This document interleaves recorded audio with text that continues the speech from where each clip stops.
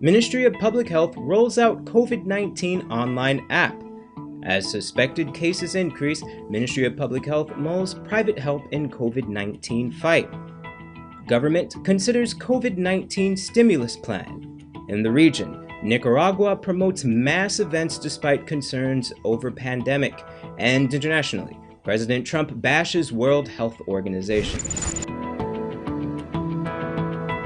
Greetings and welcome to another edition of Channel 2 Headline News Update. I am George Gonzalez. Thank you for joining us. As suspected cases and confirmed cases of COVID-19 continue to increase locally, the Ministry of Public Health is now considering the inclusion of private medical facilities in the fight against the virus. More from Bibi Bacchus. A doctor and several patients are currently under quarantine at the Saudi Public Hospital with suspected symptoms of COVID-19. The female doctor on Monday started to develop flu-like symptoms and coughing. It is believed that she was being trained by a medic who recently died from the virus. The other patients who displayed flu-like symptoms are under quarantine and are said to be recovering. The Saudi hospital is not equipped to handle the virus, but is expecting test kits in the near future. Meanwhile, the man who was transferred on Tuesday to the Georgetown Public Hospital from the Linden Hospital complex has tested positive for the virus. This was confirmed by officials at the GPHC. Currently, the Georgetown Public Hospital complex is the only medical center in Guyana that is authorized and equipped to test and treat COVID-19 patients. However, on Tuesday evening, Public Health Minister Walter Lawrence indicated that the ministry will now allow private hospitals in Guyana to begin testing for the virus. The Ministry of Public Health is currently working on public-private partnership with private hospitals and has already initiated the process. Lawrence said, "We recognize and we know that there are many Guyanese who usually seek care at private health facilities. We want to ensure that we can work with these private entities to ensure that they can provide these services. While discussions are ongoing, it has yet to be announced when the facilities will begin such services." For Headline News Update, Bibi Bacchus. Thanks, Bibi. Veteran Guyanese trade unionist Kamal Chand died early this morning. Chand was 75 years old. According to information received, Chand was in Cuba for the past 3 weeks where he was receiving medical treatment. Chand served as a parliamentarian for the People's Progressive Party Civic for over 20 years. Speaking through a statement released this morning, the PPPC offered their condolences, saying, quote, "Comrade Kamal Chand left a rich legacy of hard work, sacrifice, and lifelong commitment to the working people of Guyana. The party wishes to express its deepest condolences to his family, the trade union fraternity, and the working people of Guyana to whom he showed immense devotion." End quote. Up to the time of his passing, he was the president of the Guyana Agricultural and General Workers Union. In an effort to better assist the nation during the pandemic, the Ministry of Public Health has released a new online app. Esther Sobers has more in this report. By the civilians. The Ministry of Public Health is stepping up their response in the novel coronavirus in Guyana with the creation of an online app. According to the medical consultant of the Ministry of Public Health, Julia Simon, the main purpose of the application is to provide information about symptoms of the COVID-19, while the website offers visitors access to all COVID-19 hotline numbers. All of the calls which go to the hotline will be recorded, and the information will be available to be analyzed by the Ministry of Public Health staff so that they can be able to target the response against the disease. The application also provides the self-check facility, which is a screening tool to enable persons to simulate a hotline phone call. So you will go through the same questions that you would be asked when you call the hotline, and at the end of it, you will be able to receive an assessment of what you should do next. Once applicants provide information with symptoms related to COVID-19, their information will be forwarded to the relevant health authorities. In cases where persons are under isolation, the application has a built-in health check facility. Now, this facility enables you to track the vitals of your family on a daily basis if you are in isolation or quarantine. It allows you to indicate what symptoms any of your family members are experiencing and indicate the severity of the symptoms. Any cases that are high risk will also be highlighted directly to the health authorities for further action. Also, the site will provide timely updates with a section that shows the latest statistics regarding the virus. Additionally, the site has a feature where persons can give feedback. If members of the general public have a suggestion or an issue and they want to let us, the developers, know how we can improve the application, the feedback mechanism is there for them to do this. In short, the application is really provided to the Ministry of Public Health and provided by them so that we all can do our best to stem the flow and spread of the virus and eventually defeat it. For Channel 2 Headline News, Esther Sobers. Thanks, Esther. Stick around after the break. Police catch alleged mastermind of Lomenzo Johnny's murder, and government considers COVID-19 stimulus.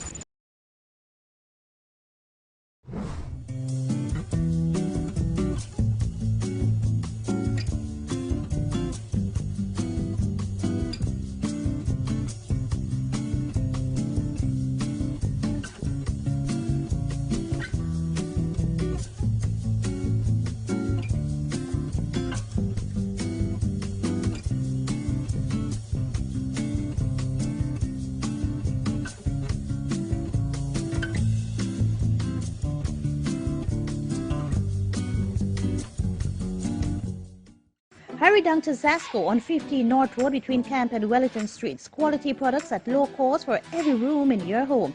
65 and 55 inches high-stand 4K smart TVs. Samsung French door fridges. Black & Decker appliances, queen and king size Canadian-made mattresses. German-made pressure pots in 5 to 9 liters. 12-piece pot sets, knife sets, cutlery sets and pans, commercial fans. Samsung smart stoves. Canadian-made 3-piece recliner sofa sets. Air fryers and Hamilton Beach hot and cold water dispenser. For that reliable, prudent, and courteous traveling experience, your choice is G3 Cabs, located at 228-229 Aubrey Barker Road and Beverly Close, South Renville Gardens.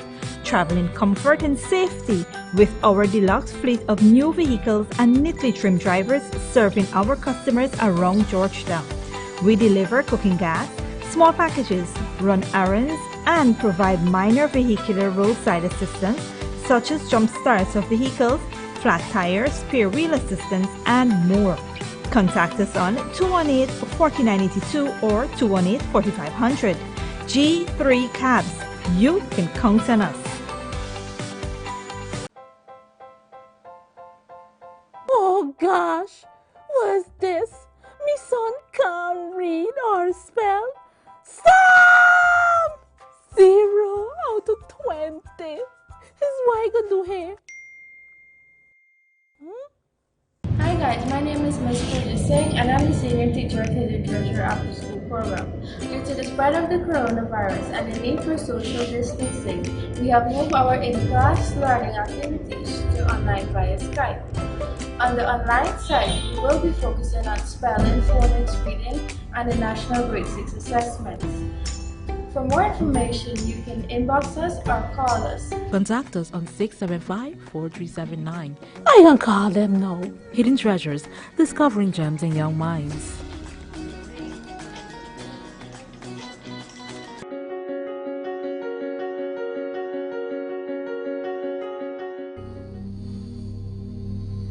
This place is really hot. What's wrong with your AC? It's not working. Well, we wouldn't be able to continue this meeting anymore because this place is extremely hot. Wait, please don't go. Here's a company you can call to get your AC fixed. Action Cool. Honey, what's dinner?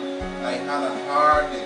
I'm sorry you had a hard day, but guess what, babes? I didn't cook today because the stove is not working. Having trouble at home or at the office? Then call the professionals at Action Cool. Our fully trained technical team have the skills and experience in repairs of all air-conditioned units, refrigerators, gas stoves, washing machines, and a whole lot more. For further information, visit us at 86 Hill and Princess Street, Mandela Avenue, Georgetown, or call us on telephone number 225-7867.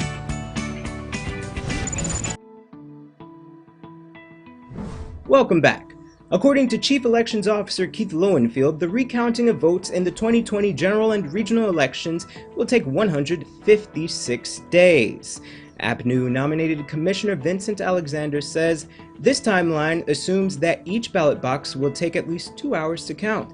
PPP Election Commissioner Robeson Ben dismissed this timeline. He contended that based on the contents of each ballot box, a recount could take 3 or 4 days, while PPP nominated Commissioner Cees Gunraj believes that the entire process could just take 1 week. GCOM will meet again on Thursday at 9 a.m. to consider alternative recommendations. With the nation on lockdown due to COVID-19, businesses are at a standstill and many are already feeling the financial impact. With this in mind, the government is considering the implementation of a stimulus for Guyana. However, Bibi Bacchus tells us that the government wants to consult the business community before making a decision. The government is considering several proposals to offer relief to various sections of the country to cushion the financial fallout from COVID-19. This is according to Finance Minister Winston Jordan. He noted that such a move will be done under the backdrop of having removed value-added taxes on utilities, domestic air travel, and medical equipment.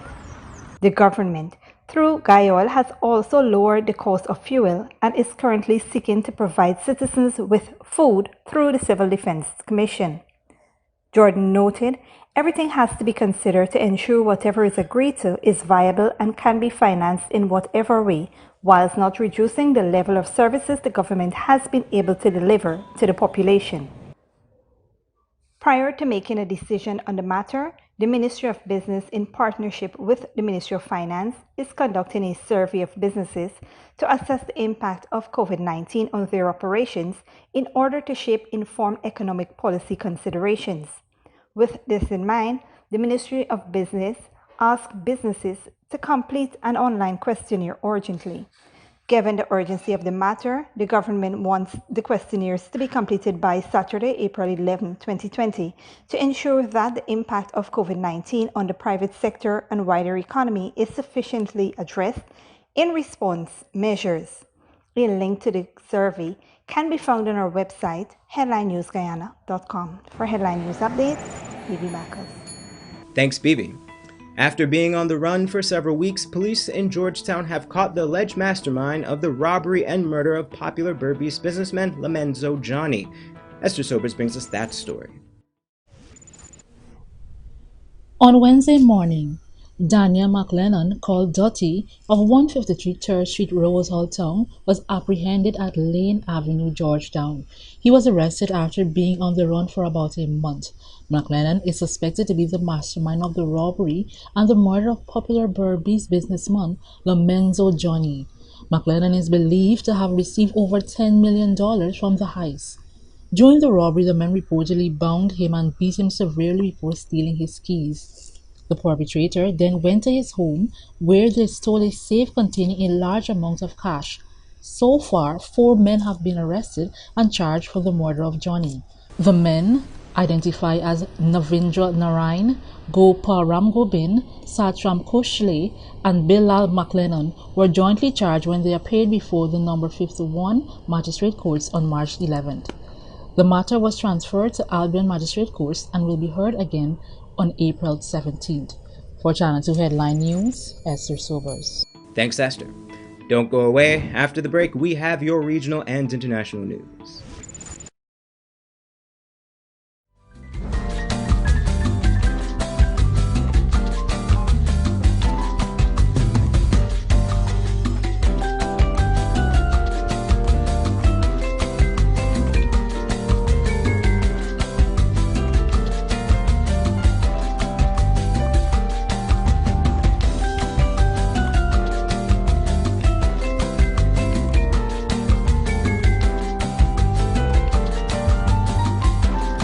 Hurry down to Zasco on 15 North Road between Camp and Wellington Streets. Quality products at low cost for every room in your home.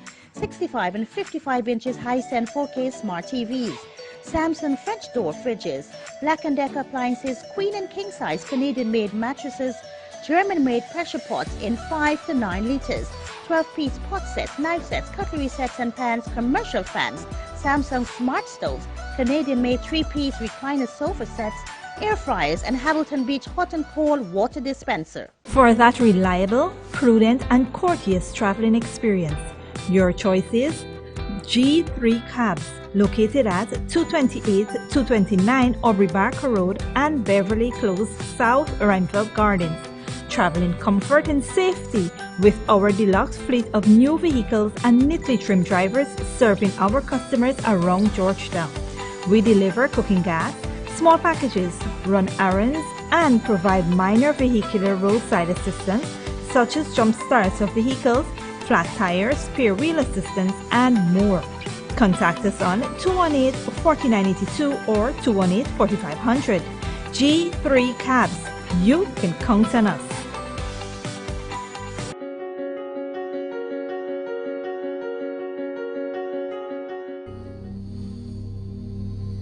This place is really hot. What's wrong with your AC? It's not working. Well, we wouldn't be able to continue this meeting anymore because this place is extremely hot. Wait, please don't go. Here's a company you can call to get your AC fixed. Action Cool. Honey, what's dinner? I had a hard day.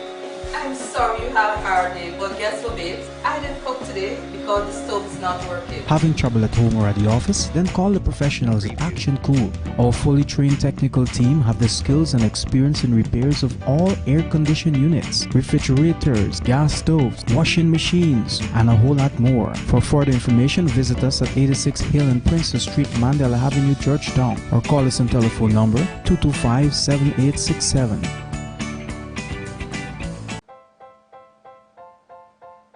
Oh gosh, what's this? Me son can't read or spell. Stop! 0 out of 20. Is what I gonna do here?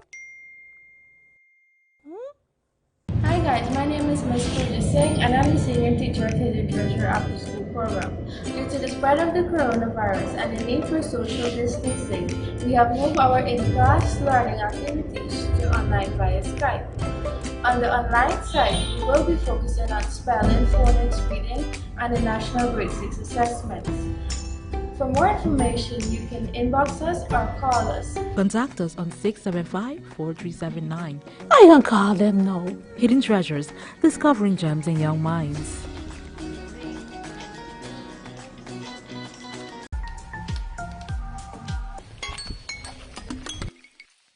Hey, Latika! Chiny man, long time in a hear or see you. I didn't really feeling too good. He never give me no coronavirus, not me. Like she know you can get COVID-19 from a phone call? What? Hear this? When somebody cough or sneeze, they spray small liquid droplets from their nose or mouth. If you're too close, you could breathe in the droplets, including the COVID-19 virus if the person coughing got the virus. And bops! Just like that, you get coronavirus. So, stay at least 1 meter or 3 feet distance between yourself and everyone, especially those who are coughing or sneezing. Or better, stay home and don't go out liming. Hey, Monica. Yeah, Chiny man, I be contact all you want now. Me can hear and see you. This is a message from the Ministry of Public Health in collaboration with PAHO WHO. Welcome back. Now we take a look at news in the region and around the world. The Pan American Health Organization, or PAHO, Director Dr. Carissa Etienne warns that the COVID-19 pandemic is going to get worse before it gets better. While the public tries to protect themselves by wearing cloth masks, Dr. Etienne cautioned that high-end personal protective equipment such as N95 masks and gloves should be reserved for healthcare workers due to the global shortages. Without PPEs, frontline workers could be infected and lead to a devastating failure of a country's health and response system. PAHO also cautions that masks by themselves cannot protect against COVID-19 and should be used in conjunction with other measures such as frequent hand washing. Nicaragua's leadership is promoting mass events with no restrictions in place, despite the country reporting less than 10 cases of the coronavirus. But as Nicaraguans continue to go out, the country's most important political figure has been conspicuously absent for more than 3 weeks. Al Jazeera's John Holman reports. The There's one question everyone's asking in Nicaragua. Where's the country's president? This was the last time Daniel Ortega was seen in a video conference almost a month ago. But while he disappeared as the coronavirus pandemic gripped the world, his wife and vice president has been telling everyone else to go out as normal. Here in our Nicaragua, all of our authorities report normality in all actions and activities. They certainly do.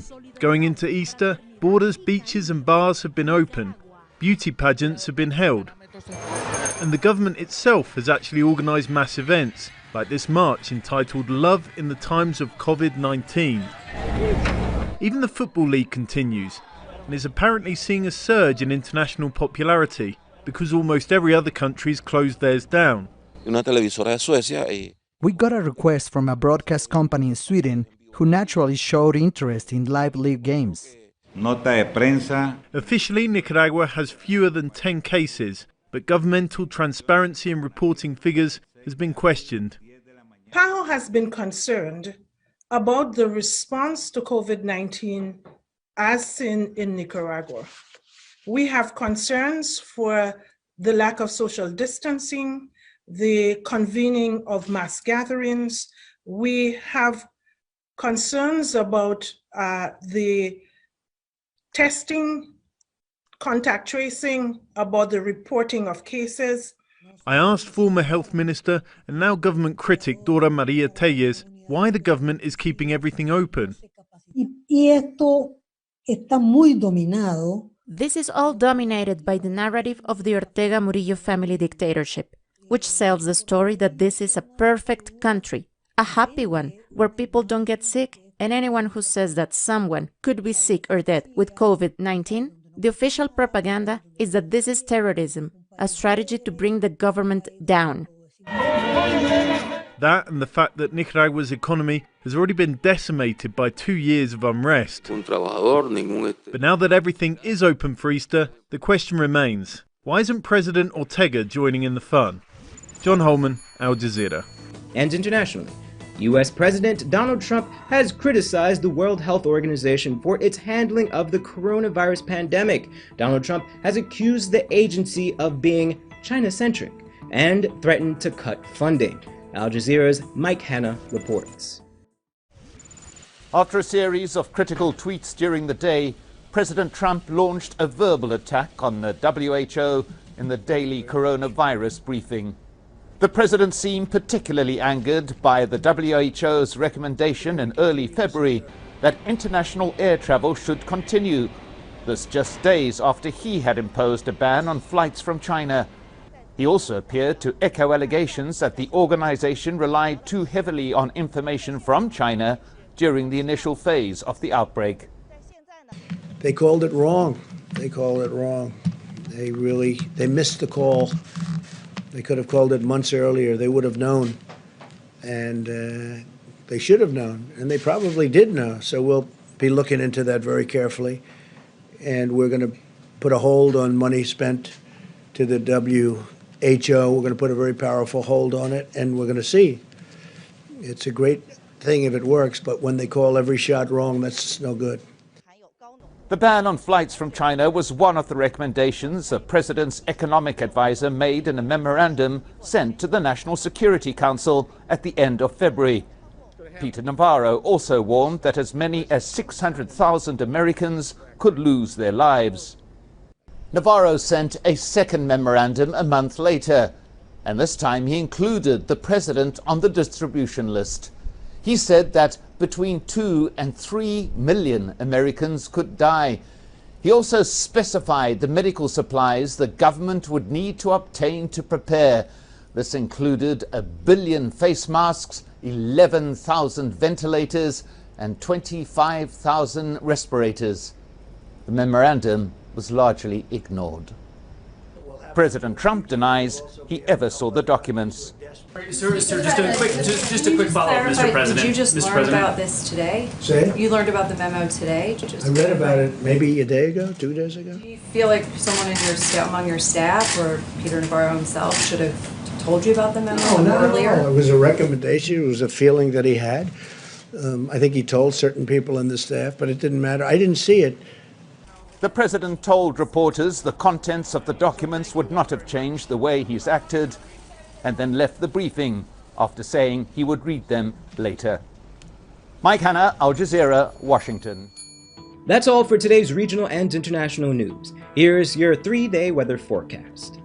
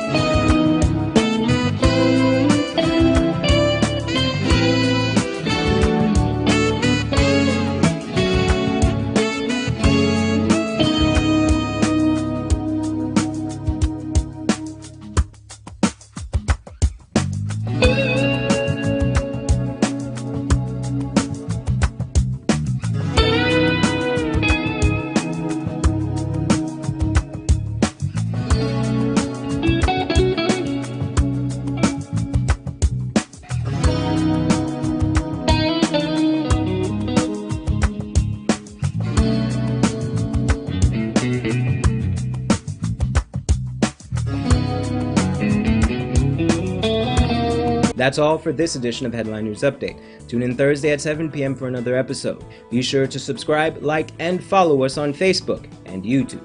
Also, visit our website at headlinenewsguyana.com for all the news we couldn't fit in this newscast. Until then, take care.